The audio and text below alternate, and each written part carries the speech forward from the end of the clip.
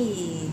Hello everyone! So, ayan na ang ating nilotong lunch natin. So, kanina, hindi na natin yung ating egg kasi wala na sa oras. So, nilagay na natin sa on top, yung ating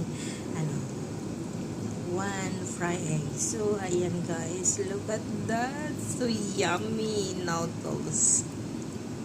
Crystal noodles. Yummy, yummy. Amazing. See? Oh, yummy. Oh. Look. Very long. Mahaba pa yan guys, pero hindi na pwede natin itaas kasi haba. Ayan oh.